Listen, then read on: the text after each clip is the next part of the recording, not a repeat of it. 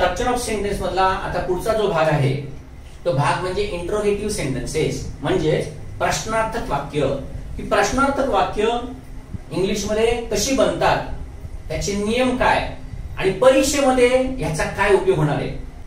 मित्रांनो, गेल्या 2-3 वर्षामध्ये स्पर्धा परीक्षेमध्ये इंट्रोगेटिव्ह सेंटेन्स वरती प्रश्न पडायला लागलेले. हे खूप वेगळ्या वेगळ्या प्रकारे प्रश्न पडत असतात. हे प्रश्न समजणं हे खूप महत्वाचं आहे. 2 मार्कासाठी सुद्धा प्रश्न पडतात. काही वेळेला एकाच प्रश्नामध्ये 4 पण वाक्य असतात. खूप सोपी असतात, पण काही वेळेला इतकं कन्फ्युजन केलेलं असतं आणि ते समजणं खूप महत्वाचं आहे. त्यामुळे आधी येस नो क्वेश्चन काय आणि WH क्वेश्चन काय हे बघू आणि त्याच्यानंतर थोडंसं पुढे जाऊ. कळलं? बर, आता इंट्रोगेटिव्ह सेंटेन्सचे 2 प्रकार आहेत. त्याच्यामधला येस नो क्वेश्चन म्हणजे काय तो अगोदर बघू आपण. येस नो क्वेश्चन म्हणजे काय हे तर तुम्हाला माहिती आहे की ज्या प्रश्नांचे उत्तर हो किंवा नाही मध्ये असतं त्याला येस नो क्वेश्चन असं म्हणतात.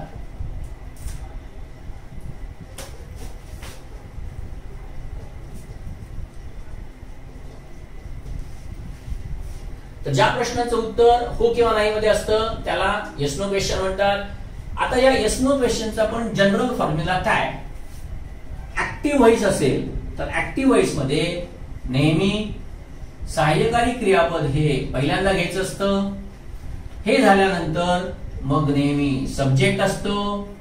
सब्जेक्ट झाला की त्याच्यानंतर नॉट, जर वाक्य निगेटिव्ह असेल तर, याच्यानंतर क्रियापद, ह्याच्यानंतर ऑब्जेक्ट, याच्यानंतर रिमेनिंग पार्ट आणि सगळ्यात महत्वाचं म्हणजे पुढे क्वेश्चन मार्क. अतिशय महत्वाचं आहे.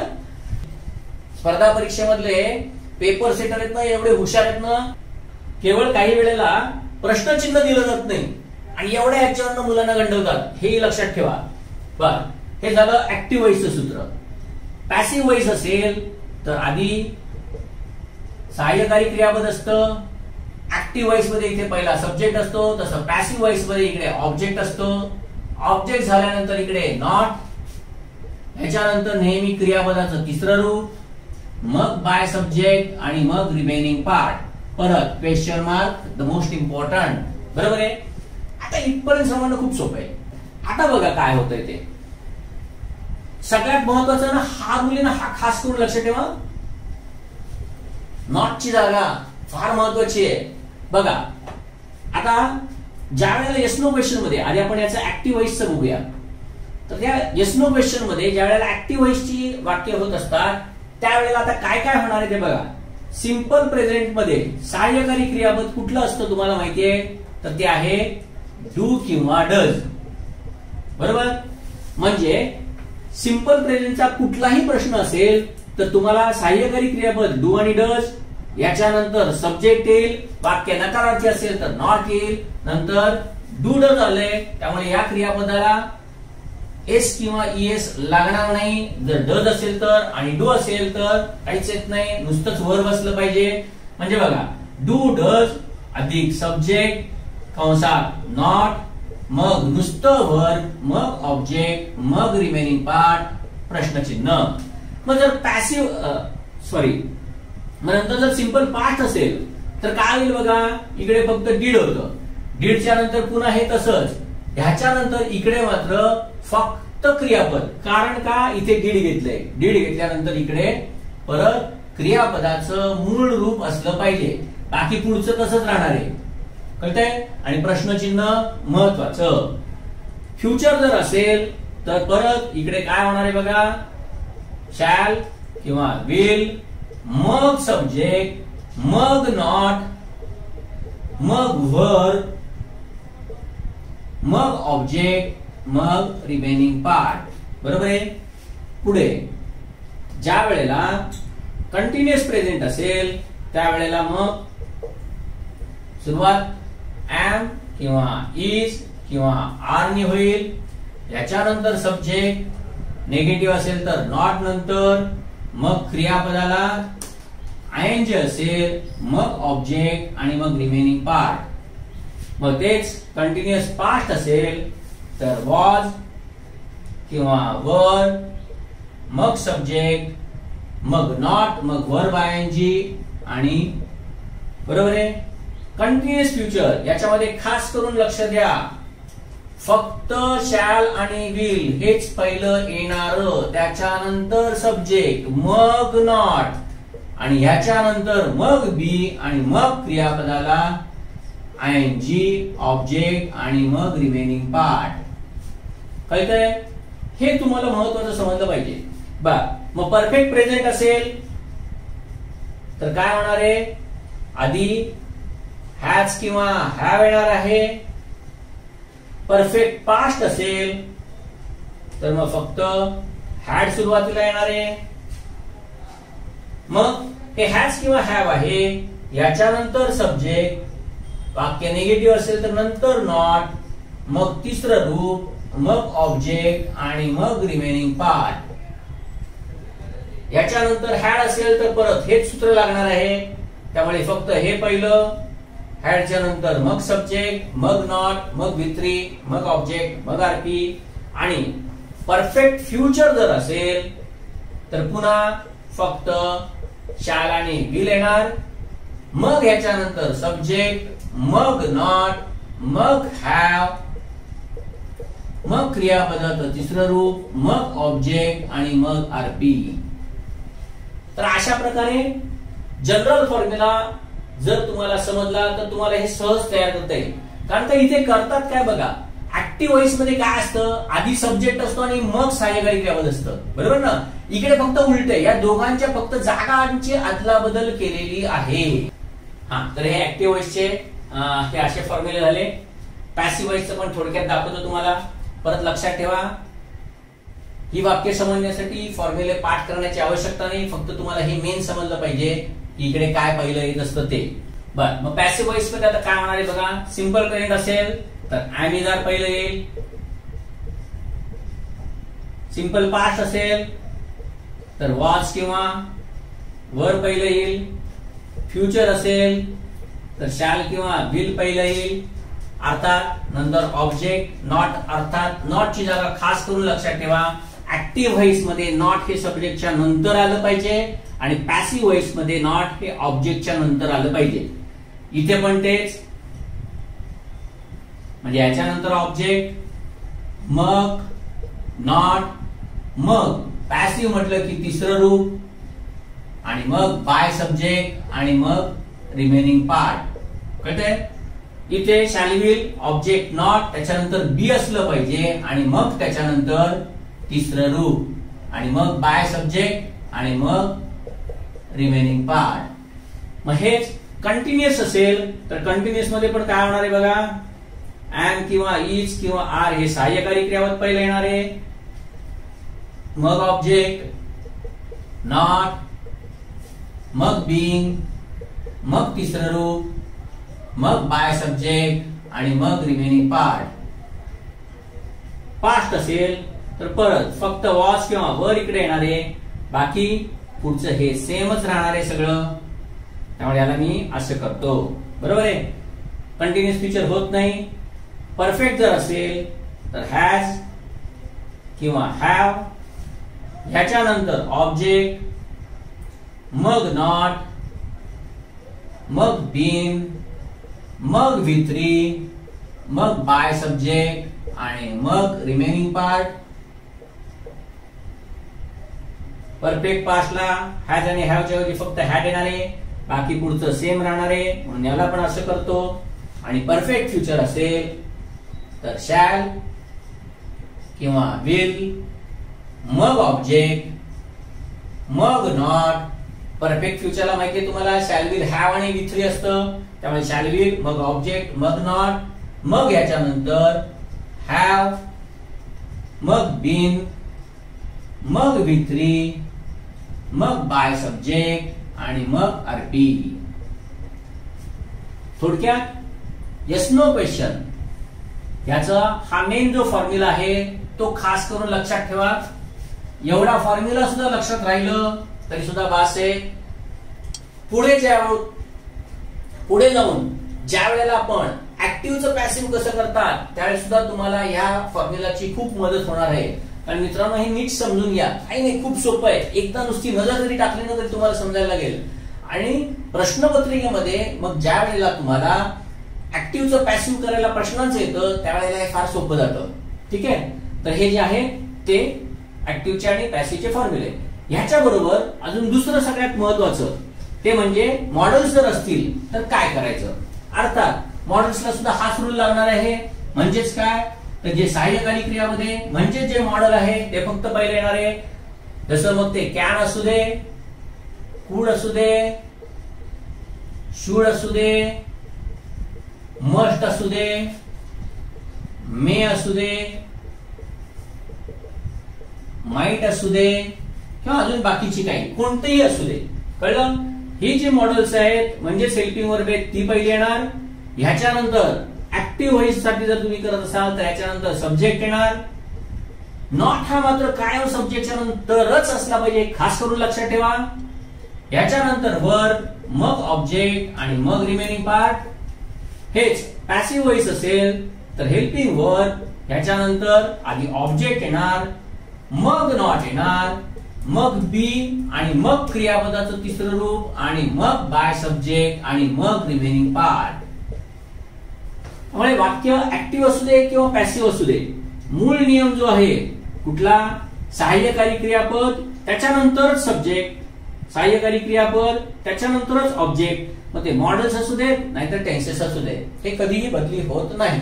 बरोबर आहे. बर, आता ह्याच्यासाठी सुद्धा मी सांगेन तुम्हाला की कमीत कमी एक वाक्य तरी सगळ्या मॉडेल्स आणि हेल्पिंग वर्ब मध्ये करा. कळतंय? ते आता कसं ते बघा. समजा असं म्हटलं सचिन क्रिकेट खेळतो. यस नो क्वेश्चन आहे म्हणजे इकडे होईल सचिन क्रिकेट खेळतो का. उत्तर अर्थात हो किंवा नाही मध्ये आहे. सिंपल प्रेझेंट मध्ये आहे त्यामुळे इकडे कर्त्यासाठी डज, मग डज सचिन प्ले क्रिकेट. परत परत सांगतोय मी मुद्दामून, Marathi English, Marathi English, Marathi English असंच अभ्यास करायचा असतो. मग आता इकडे हा झाला सिंपल प्रेझेंट. मग आता सिंपल पास्ट असेल सचिन क्रिकेट खेळला का. मी इकडे फक्त डीड करीन, बाकी हे वाक्य सगळं तसंच राहणार आहे कारण का डीड नंतर पण क्रियापदाचं पहिलं रूप येत असतं. सिंपल फ्युचर करायचं असेल सचिन क्रिकेट खेळेल का. परत सचिन साठी विल सचिन प्ले क्रिकेट. कळतंय? किती सोपे बघा. त्यामुळे प्रॅक्टिस अवश्य करा, जास्त वेळ लागणार नाही. कंटिन्युअस प्रेझेंट असेल सचिन क्रिकेट खेळत आहे का. मग is Sachin playing cricket. Sachin cricket खेळत होता का. फक्त इथे वॉच करायचंय, बाकी पूर्ण वाक्य तसंच राहणार आहे. कंटिन्युअस फ्युचर मध्ये गेलात तर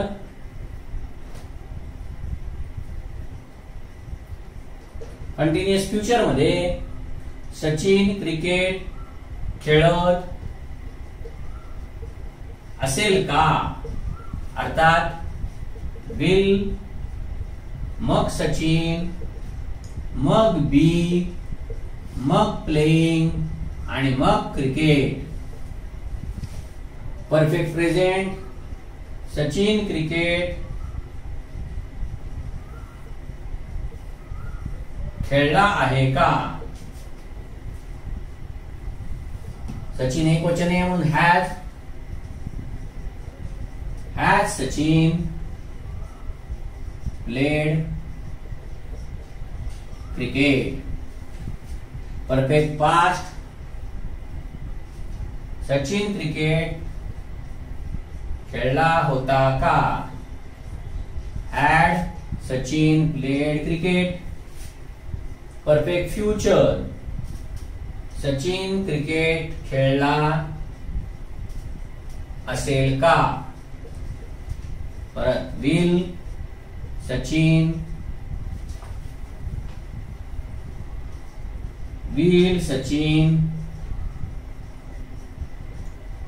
हॅव प्लेड क्रिकेट. म्हणजे बघा इथे या सगळ्या ह्याच्यामध्ये तुम्हाला काय दिसतंय बघा, की इथे फक्त सहाय्यकारी क्रियामध्ये ना हे फक्त सुरुवातीला घेतलेलं आहे बघा. सिंपल प्रेझेंट साठी डज, पास्ट साठी डिड, फ्युचर साठी विल, कंटिन्युअस साठी परत ॲमिजार मधलं इज, पास्ट मधलं वॉज, फ्युचर मधलं विल इकडे आहे आणि बी इकडे आहे. परफेक्ट मधलं हॅव किंवा हॅज मधलं सहाय्यकारी क्रियापद इकडे आहे, इकडे हॅड आहे. फ्युचर दर्शवण्यासाठी विल लागतो आणि त्याच्यानंतर इकडे हॅव दिसत आहे. कळतंय? ज्या वेळेला सहाय्यकारी क्रियापद दोन शब्दांचं बनलेलं असतं त्यावेळेला जो पहिलं सहाय्यकारी क्रियापद असतं ते घ्यायचं असतं आणि दुसरं आहे ते कर्त्याच्या नंतर टाकायचं. पॅसिव्ह व्हॉइस असेल तर ऑब्जेक्टच्या नंतर टाकायचं. इथे बघा सेम तसंच केलेलं आहे. परफेक्ट फ्युचर मध्ये विल हॅव आणि तिसरं रूप असतं. विल फक्त पहिलं घेतलं मग हॅव. कळतंय? या प्रश्नांमध्ये सगळ्यात महत्वाचा रूल एवढा लक्षात ठेवायचा की आय आणि वी हे दोन ज्या वेळेला कर्ते असतील त्या प्रश्नांमध्ये फक्त शॅलच वापरलं जातं. स्पर्धा परीक्षेमध्ये सुद्धा याच्यावरती प्रश्न येऊन गेलेला आहे. नियम काय एवढा महत्वाचा की बाकी असर्टिव्ह सेंटेन्स असू दे म्हणजे बाकी कोणत्याही वाक्यरचना असू दे त्याच्यामध्ये जर आय आणि वी च्या नंतर जर विल घेतलं असेल ना तर तिथे कदाचित चूक म्हणता येणार नाही. परंतु प्रश्नांमध्ये मात्र कायम लक्षात ठेवा की आय आणि वी चा प्रश्न जर असेल म्हणजेच इथे आय आणि वी चा प्रश्न असेल तर तिथे मात्र नेहमी शॅलच लागतं. Will I come with you कधीच चालणार नाही. आपण त्याच्याकडे परवानगी मागतोय ना मग shall I come with you असंच म्हणावं लागतं. तर हा इथला महत्वाचा रूल. शेवटचे आता perfect continuous present, perfect continuous past आणि परफेक्ट कंटिन्युअस फ्युचर कसे होतात तेही बघूया. तर परफेक्ट कंटिन्युअस प्रेझेंट इथे फक्त वाक्य असं होईल, सचिन क्रिकेट खेळत आलेला आहे का. खेळत कंटिन्युअस परफेक्ट आणि हे प्रेझेंट. इकडे पण हॅज सचिन बीन प्लेइंग मग क्रिकेट. हेच परफेक्ट कंटिन्युअस पास्ट मध्ये सचिन क्रिकेट खेळत आलेला होता का. ह्याच्या ऐवजी इथे फक्त येणार आहे had Sachin been playing cricket. आणि perfect continuous future Sachin cricket खेळत आलेला असेल का. परत विल नंतर कर्ता सचिन मग हॅव त्याच्यानंतर बीन आणि मग क्रियापदाला आयएनजी.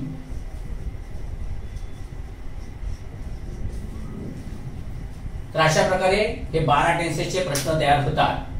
आता परीक्षेमध्ये कशी वाक्य दिली जातात हे तुम्हाला दाखवतो मी. बघा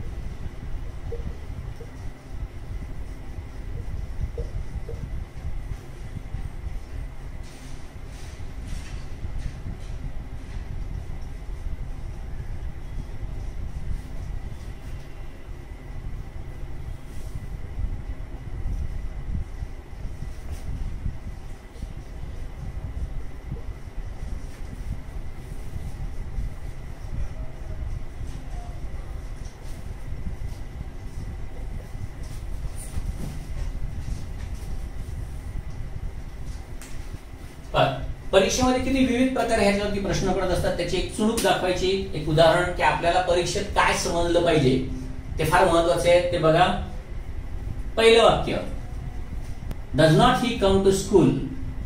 लगेच समजलं पाहिजे. सगळ्यात पहिल्यांदा सहाय्यकारी क्रियापदांनी सुरुवात आहे ना, मग आधी इकडे बघायचं क्वेश्चन मार्क आहे का, असेल ठीक आहे, एवढं तर ओके. मग नंतर आपल्याला समजलं पाहिजे की नॉट ची जागा चुकलेली आहे. कळलं? म्हणजे ही नॉट पाहिजे कुठे, इथेच पाहिजे. ह्याचं कारण लक्षात ठेवा, नॉट हे इंग्लिश मध्ये सहाय्यकारी क्रियापद नाही.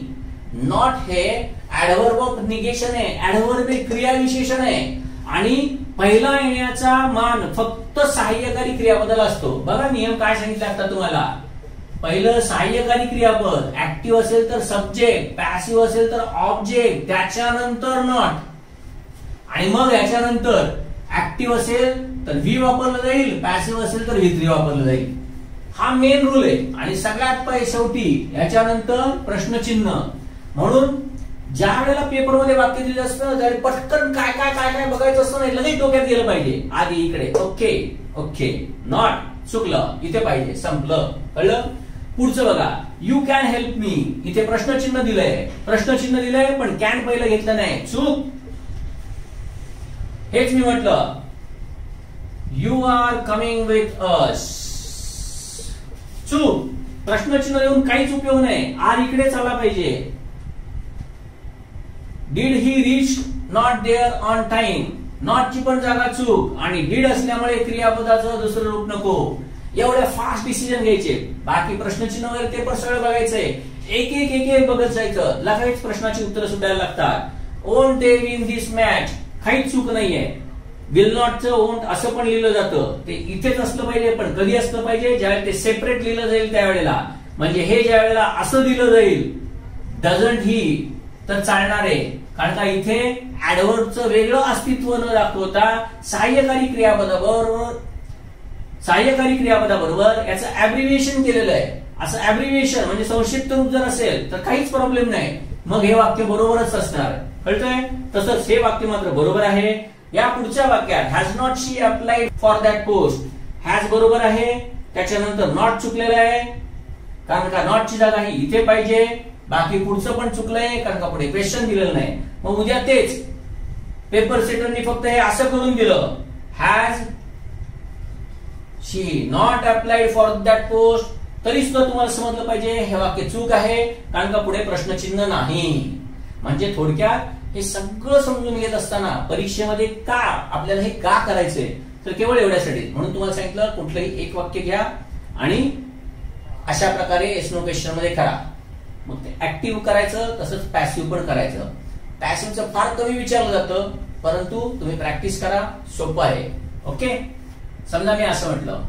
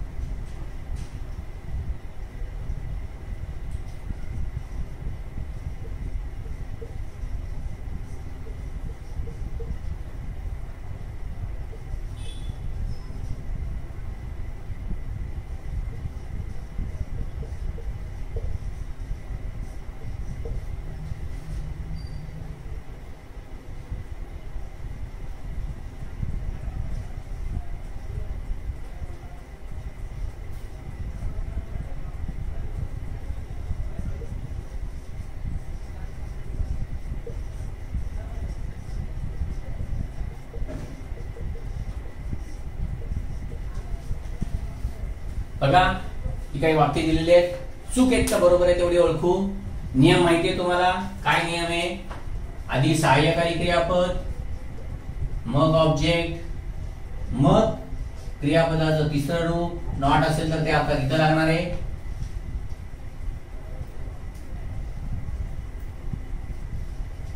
नॉट, मग क्रियापदाचं तिसरं रूप, बाय सब्जेक्ट आणि मग रिमेनिंग पार्ट आणि सगळ्यात पहिल्यांदा क्वेश्चन मार्क. आता बघा असं धरून चला अशी वाक्य दिलेली आहेत तुम्हाला परीक्षेमध्ये. आता तुम्हाला काय बघायचं बघा, एकदा वाक्य वाचायचं. वाक्य वाचल्यानंतर सहाय्यकारी क्रियापद ज्या तुम्हाला पहिलं दिसतंय त्यावरती हा प्रश्नावरती विचारलेला प्रश्न आहे, त्यामुळे तिथे पुढे क्वेश्चन मार्क आहे का बघायचं. ज्या अर्थी पुढे क्वेश्चन मार्क नाही त्या अर्थी हे वाक्य चूकच, पुढे बघायचीच गरज नाही पुढे काय आहे का नाही. बरोबर आहे. पुढे वर सम पीपल इंट्रोगेटेड, म्हणजे काही लोकांची चौकशी केली गेली का. ओके, वाक्याचा अर्थ पण समजतोय. सहाय्यकारी क्रियापद पहिलं आहे, मग नंतर ऑब्जेक्ट आहे, मग क्रियापदाचं तिसरं रूप आहे. सिंपल पास्ट पॅसिव्हचं वाक्य आहे. ग्रॅमॅटिकली पण बरोबर आहे. ओके, पुढच्या वाक्यामध्ये have they not been sent today, एकदम बरोबर आहे, काहीच चूक नाहीये. मग हे पण बरोबर आहे. पुढचं do they called here for training, वाटताना आपल्याला वाटतं, हे वाक्य बरोबर आहे. सहाय्यकारी क्रियापदाची सुरुवात आहे, पुढे क्वेश्चन मार्क आहे. डूच्या नंतर दे पण बरोबर आहे, कारण का अनेक वर्षांना डू लागतं. त्याच्यानंतर क्रियापद पण दिसते, तिसरं रूप पण दिसतंय. पण ज्या अर्थी डू आहे त्या अर्थी प्रेझेंट टेन्सचं वाक्य आहे, त्यामुळे इकडे कधी ईडी लागत नाही. बस एवढ्या छोट्या छोट्या चुका अगदी परीक्षेमध्ये दिलेल्या असतात, तेवढ्या फक्त नीट समजल्या ना या प्रश्नांवरती मार्क्स मिळवणं खूप सोपं असतं. येस नो क्वेश्चन तरी सुद्धा मी म्हणेन की फार कमी प्रमाणात विचारतात. ह्याच्यानंतरचे जे WH क्वेश्चन आता आपल्याला शिकायचे आहेत त्याच्यावरती मात्र भरपूर प्रश्न विचारले जात असतात. आता ते WH प्रश्न काय आहेत ते बघूया. WH क्वेश्चनची सुरुवात करत असताना सगळ्यात पहिल्यांदा आणि महत्वाचं म्हणजे ह्याच्यामध्ये WH वर्ड्स वापरले जातात. हे कुठले ते आधी बघा. असे ते 13 प्रकारचे असतात. What, when, where, why, who, whom, whose, which, how, how long, how far, how many आणि how much. हे सगळ्यात महत्वाचे WH क्वेश्चन. हे म्हणजे एवढेच आहेत, याच्यापेक्षा जास्त नाही आहेत. सांगायचं काय, हे याचे सगळ्यात महत्वाचे WH वर्ड. अर्थ तर सगळ्यांनाच माहिती आहे. व्हॉटचा अर्थ काय, कधी किंवा केव्हा पण म्हणतो आपण. कोठे, कुठे, काही पण म्हणा. याचा अर्थ का किंवा कशासाठी. हूचा अर्थ कोण, हुमचा अर्थ कोणाला, हुचा अर्थ कोणाचा किंवा कोणाची किंवा कोणाचे. विच कोणता, कोणती किंवा कोणते. हाऊचा अर्थ माहिती आहे, कसा, कशी किंवा कसे. हाऊ लॉंग किती वेळ. हाऊ फार किती दूर किंवा कोठपर्यंत. हाऊ मेनी काउंटेबल नाउन साठी वापरतात. अर्थ काय, किती. हाऊ मच अनकाउंटेबल नाउन साठी वापरतात. याचा आपण अर्थ किती. मित्रांनो, स्पर्धा परीक्षेमधला हा सगळ्यात महत्वाचा घटक आहे. स्ट्रक्चर ऑफ सेंटेन्स हे का महत्वाचं आहे, तर एक तर अर्थ समजणं आणि येस नो क्वेश्चन आणि WH क्वेश्चन हे आता प्रश्नपत्रिकेमध्ये खूप विचारले जातात. यांची रचना काय असते हे आता आपण येस नो क्वेश्चनची बघितलेली आहे. त्याचप्रमाणे WH क्वेश्चनची रचना काय असते आता बघा. WH क्वेश्चन मध्ये फक्त काय करायला लागतं तुम्हाला, तर येस नो क्वेश्चन तसंच वापरावं लागतं. फक्त त्याच्या अगोदर इथे तुम्हाला काय करायला लागतं, फक्त WH वर्ड जे काय आहेत ते सगळ्यात पहिल्यांदा प्रथम घ्यायचे आणि ते WH वर्ड घेतले की त्याच्यानंतर येस नो क्वेश्चनचा जो रूल आहे तो तसाच वापरायचा. म्हणजे आधी सहाय्यकारी क्रियापद, त्याच्यानंतर मग सब्जेक्ट, मग वर्ब, मग ऑब्जेक्ट आणि मग रिमेनिंग पार्ट, त्याच्यानंतर प्रश्नचिन्ह. आणि हेच जर तुम्हाला ते पॅसिव्ह असेल तर WH वर्ड, मग सहाय्यकारी क्रियापद, मग ऑब्जेक्ट, मग क्रियापदाचं तिसरं रूप, मग बाय सब्जेक्ट आणि मग रिमेनिंग पार्ट. त्यामुळे WH क्वेश्चन हे अतिशय सोपे आहेत. पण ते सोपे जरी असले तरी परीक्षेमध्ये मात्र ते कशा प्रकारे विचारतात हे समजणं खूप महत्वाचं आहे. परीक्षेमध्ये ह्याच्यावरती सगळ्यात जास्त प्रश्न जे विचारले जातात ना ते कशासाठी विचारले जातात ते बघा. सगळ्यात पहिलं आहे ना ते हु, दुसरं आहे होम, तिसरं हुज, विच, त्याच्यानंतर हाऊ लॉंग, हाऊ फार आणि हाऊ मेनी आणि हाऊ मच. हे सगळ्यात जास्त परीक्षेमध्ये ज्या वेळेला प्रश्न विचारले जातात ते यांच्यासाठी सगळ्यात जास्त विचारले जातात. कारण का तर बाकीच्या प्रश्नांमध्ये एवढं काहीही अवघड नाहीये. आता यांचे सगळ्यात महत्वाचे रूल्स काय आहेत ते बघा. परत आता सांगितल्याप्रमाणे नुसते रूल्स माहित असून उपयोग होणार नाहीये, तर तुम्हाला त्या रूल्स वरती वाक्य काय पडलेले आहेत म्हणजे त्या वाक्यांमध्ये तुम्हाला त्या रूल्सचं ऍप्लिकेशन करता आलं पाहिजे. सगळ्यात पहिल्यांदा इथून सुरुवात करूया. आधी हे जे दिलेले आहेत ना याच्यावरती सुरुवात करूया आणि मग हळूहळू पुढे जाऊया. नाहीतर सगळेच नियम एकदम सांगितले तर आपला गोंधळ होईल.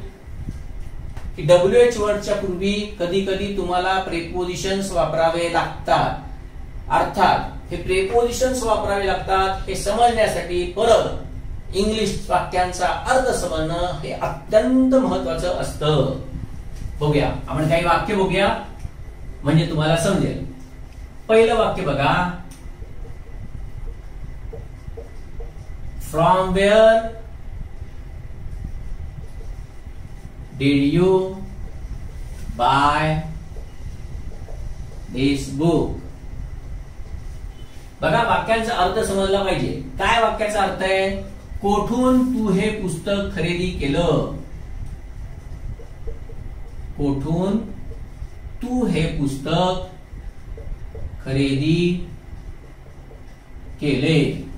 कळतंय? आता इथे बघा हे मी वाक्य बरोबर लिहिलेलं आहे ना त्यामुळे तुम्हाला याचा अर्थ बरोबर समजतोय. फ्रॉम वेअर बरोबर, कोठून बरोबर आहे. तू हे पुस्तक खरेदी केले. परीक्षेमध्ये आता काय करतात ते बघा. परीक्षेमध्ये असं दिलं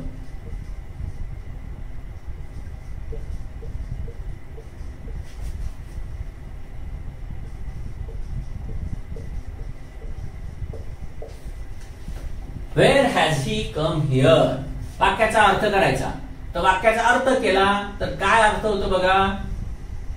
तो इथे कोठे आलाय. ऐक तर इथे कोठे आला हे म्हटलेलं आहे कारण तो इथे कोठे आला आहे हे मराठीमध्ये चालेल. इंग्लिश मध्ये कसं चालेल? Where has he come here? म्हणजे तो कुठे आला हे माहितीये हिअर आणि तरी सुद्धा व्हेअरनी प्रश्न विचारतोय. कळते का? परीक्षक काय विचारत असतो याच्यामध्ये ना ते लक्षात घ्या. आणि तुम्हाला हेच समजलं पाहिजे. Where has he come here? ह्याचा अर्थ काय होणार आहे तर तो इथे आला आहे हा याचा वाक्याचा अर्थ आहे. आणि कोठे, तो इथे कोठे आला आहे असा याचा अर्थ नसला पाहिजे. तर तो इथे कोठून आलाय म्हणजे इकडे परत फ्रॉम हे आलंच पाहिजे. कळते का काय सांगतोय ते? म्हणजे वाक्यांचा अर्थ समजला तर तुम्हाला समजेल की WH वर्डच्या पूर्वी प्रेपोजिशन असणं हे सुद्धा अतिशय महत्वाचं असतं. त्यामुळे ते प्रेपोजिशन तिथे असलं पाहिजे. बरोबर आहे. अजून एक वाक्य बघा.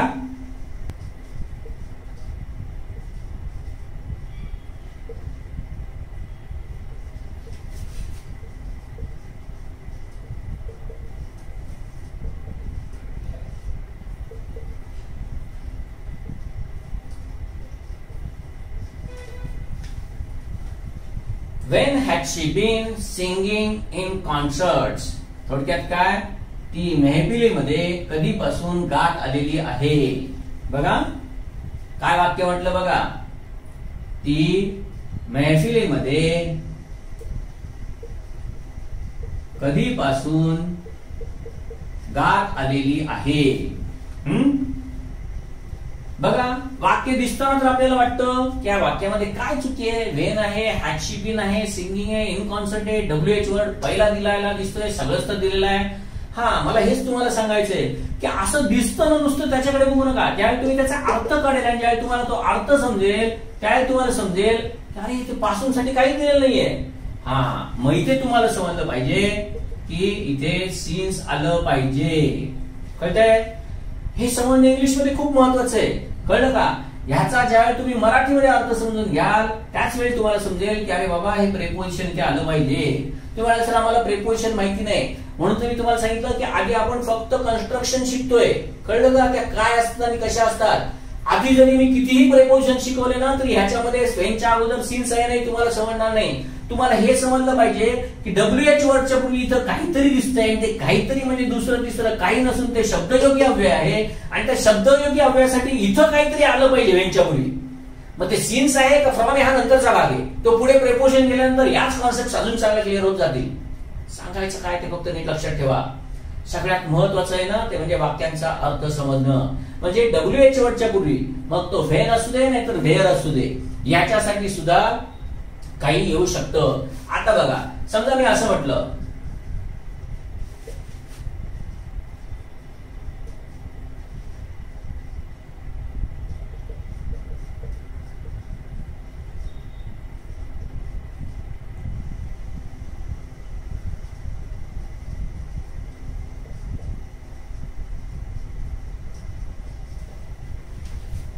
What have you gifted her a wrist watch.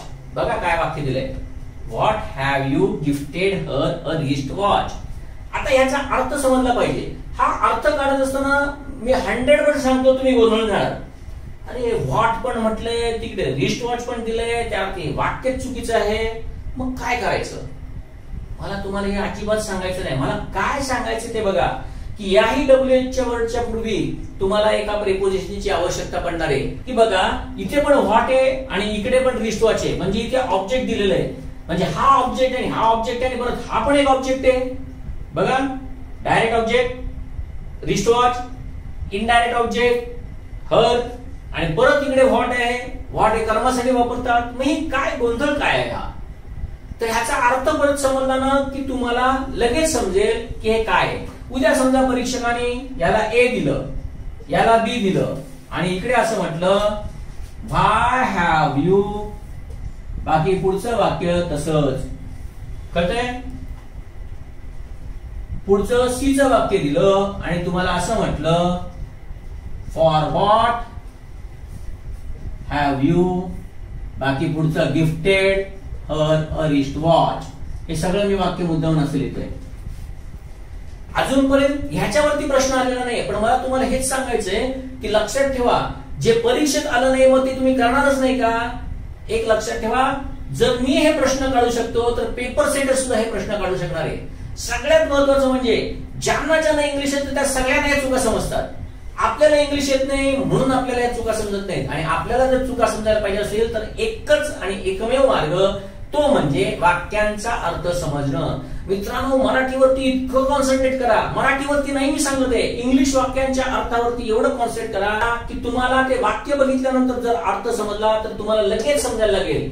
म्हणजे आता बघा, इथे जर समजा तुम्हाला दिलं फक्त A बरोबर आहे, फक्त B बरोबर आहे का, C बरोबर आहे का, BC बरोबर आहे का, AC बरोबर आहे का, सगळंच बरोबर आहे का, सगळंच चूक आहे, हे जर काही प्रकारचे पर्याय दिले तर तुम्हाला पर्याय न बघता त्या वाक्यांचा अर्थ समजला पाहिजे.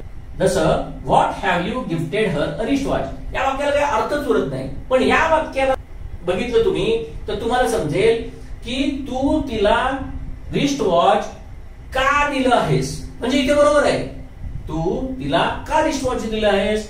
आणि इथे बघा फॉर व्हॉट, कशासाठी तू तिला रिस्ट वॉच गिफ्ट केलं आहेस. म्हणजे तुम्हाला दिसेल या वाक्याला काही अर्थच उरत नाही. पण ही मात्र दोन्ही वाक्य बरोबर आहे. व्हायला सबस्टिट्यूट म्हणून फॉर व्हॉट सुद्धा वापरता येतं. त्या मित्रांनो, हे WH वर्डचे प्रेपोजिशन हे कधी कधी WH वर्डच्या पूर्वी सुद्धा येऊ शकतं. हा नियम इथे महत्वाचा आहे, तो नियम लक्षात ठेवा. परीक्षेमध्ये सुद्धा ह्याच्यावरती वाक्य येऊन गेलेली आहेत. ती काय वाक्य आहेत ती आपण बघूया.